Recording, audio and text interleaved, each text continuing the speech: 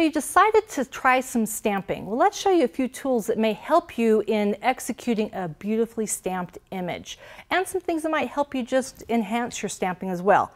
So the first thing I want to show you is what's called a stamp amajig. The thing about this, it helps you line up your stamped objects, especially if you're using wood-mounted stamps. It's hard to see exactly where that stamped image is going to go.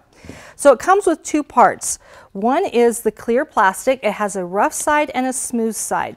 Okay, you want to be using the rough side. It has this T. And the idea behind the T is that's where you're going to place the plastic. Now, right now, I'm not going to worry about the paper. The first thing I want to do is actually place where my stamped image is going to be. So I'm going to ink up my stamp. Make sure I've got it coated. It doesn't have to be perfect because right now, as I'm doing is setting up the plastic piece, which is going to be my guide. I'm going to come all the way down into the corner here, and I'm going to stamp straight down, come back up, and you'll see that now I have my stamped image. Okay, so next I'm going to take my piece of paper, and typically you're not going to stamp down here in the lower corner. You're probably going to do it as a focal point, and so I want to put it here in the middle where I want it to actually appear. I take my T, I line it up with that plastic piece. Then I pull my plastic piece away. I'm going to ink up my stamp, and I'm going to come back in again the same way I did on the plastic, this time on the paper. Slide straight down, press, come back up, and that easily I have centered my stamped image. So the Stamp Amajig is a great tool for lining things up. When I'm done, I just want to erase off this stamped image on my plastic, so I'm just taking a baby wipe, wiping it off. It's ready for my next project. Okay, so that's one thing. And I am going to clean off my stamp real quick here for you. Next thing, let's talk about some of your clear stamps. One thing that you may find is that there's a little bit of a residue on your clear stamps, and so there's some things you can do to clear that off. One is a simple eraser. If I take this eraser and I just rub it across the top of my clear stamps, any residue from the creating of the stamp will be removed. Another thing you can do is you can actually take your stamp, put on your block, ink it up, and then I just grab a scrap piece of paper and I stamp it off a few times. By doing that, I'm also conditioning or breaking in that stamp. Okay, so I don't have to worry about using the eraser if I don't want to. Okay, so think about that. If you're finding that you're getting some extra little things on your stamped images, try the eraser or try stamping it off. How about another tool? Well, we were talking about these clear stamps. You want to have a block that's a little bit larger than your image. You don't want it to be hanging off the edges. You need a firm surface for it to be on. This one is definitely plenty large for these. But I'm going to just place it down here in the middle, and that way I can see. Now the great thing about clear images is because I can see through it, if it's not perfectly aligned or placed where I need it to be, that's okay because I can shift it around.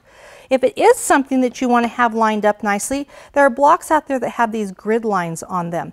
So you'll see there's a little bit of a line here, so if I want to place it in an exact spot, I can place it on those grids, and now I know that it's going to be perfectly lined up. I love these grids when I'm using sentiments that I want to have lined up nicely, especially if I'm going to use multiple ones from different sets that I need to put together and I want them on the same line. Okay, so acrylic blocks, you want to make sure it's a little bit larger, and if you need a grid to line something up, find a block that does have a grid. Now I've got this guy all stamped, but I want to color it. So let's look at some options for coloring. One thing you can do is use these daubers, and basically what it is, it's a little plastic case that has some foam on the top of it. And you want to have one that's for each color that you're using. And the great thing is, it sticks on your finger. Kind of reminds me of putting olives on my fingers. Okay, so I'm just going to open up my ink pad here, and I'm going to dab my dauber in there, and then I can come back and I can dab that on my stamped image. So that easily I can apply some ink to my image. When I'm ready to switch to a different color, I grab another dauber, pull over another ink, dab that one in, and now I'm ready to use that color. Now the great thing about these daubers, you can reuse them. So I know now that this one is always going to be used with my purple ink pad, so I'm going to store this someplace. I like to store them right with my ink pads so that when I come back to want to use them, they're all ready to go. Okay, so daubers are a great way to color things in. If you want a different option, maybe a more disposable one, we have these cute little wedges that you can buy. They're pink, aren't they pretty? And it's the same type of concept where I'm going to dip it into my ink, and you have either a rounded part that you can come with, or you can get even more accurate with a point and you can brush it in. Okay, so you also have these. Another thing I do that's even cheaper than that is the makeup wedges. Now these are getting a little bit harder to find, but I can still find them in different places. It's the same concept. I'm just going to dip it into the ink, and it's great for smudging my color. I just want to show you how easily you can smear the color around using that makeup wedge. Okay, so some different options for coloring in, whether you're using the daubers that you can stick on your fingers, the cute little wedges that you buy for stamping, or your makeup wedges. There are some other options too for coloring, like your spray inks. There are lots of different spray inks out there. Some of them include glimmer, some of them are just inks. If they have glimmer in them, you'll notice that the glimmer settles to the bottom as it sits. And so you want to mix that in. If you shake it up and down a lot, you're going to get bubbles in it. So you just want to swirl it, and that allows that to mix in, and you'll see now that I've got a little bit of that shimmer mixing into my ink. Then when I'm actually spritzing, I always start off to the side on some scrap paper to see how it spritzes, and I start high rather than low. Because when you're low, you're going to get a very condensed color. Let me show you how this works. If I go low, then it's very dark, it's very solid. As opposed to here, if I move up high and spritz, notice how it's more dispersed, so it's a lighter spraying. That allows me to decide, oh, I want some more, I can move closer, or I can just respray that area again. So when you're spraying, make sure you start high and then move low, because you can always add more color, but once the color's there, it's hard to take it away. Okay, so there's your spray mist. Now, when you're stamping, sometimes you don't get the crisp image you want, and so a tool that you can get is something like this that is a rubber. It allows a little bit of a cushion. This is really a good idea if you're using your clear stamps that don't have that foam built into it.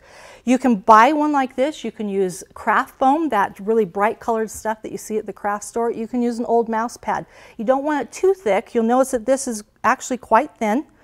You just want a little bit of a cushion, and when you're using it, all you do is place your paper on top of it, come back with your stamped image and stamp. And again, it just adds a little bit of cushion so that it allows it to absorb the pressure of the stamp and gives you a much crisper image. The last thing I want to talk about is heat tools. There are lots of different heat tools out there, and I have to admit, when I first started heat embossing, I used my stove top. I don't recommend that because you have to have tongs, and it's a little bit harder to do. Blow dryers, they don't work, not enough heat on. Heat tools, they're really nice. They have an off and on switch, and they usually have a stand so you can stand them up as well. The key to using a heat tool is that if this is my stamped image that I want to heat set, is you don't want to get too close. If I'm like this, the chances of me burning the paper are very high. If I'm this far away, the heat is not close enough to actually change the embossing powder. So when I stamp and I put my embossing powder on, I come within about 2 inches, and I leave it in one spot until I see it go from a dull finish to a shiny finish. That tells me that the embossing powder has connected with the ink. Once that happens, then I slowly start moving across and watch it change to shiny, and then work my way back and forth. If you go back and forth like this, a lot of times you're not getting the heat in the spot, and so it misses, and it'll be hit and miss where your embossing powder actually adheres. So if you just slowly go back and watch it change colors, you'll get a successful heat embossed image. So lots of tools out there. Do you have to have them all for stamping? Heavens no. But some of them you'll find will make your stamping creations much better, and you'll feel happier about what you're creating and stamping. Have so much fun creating.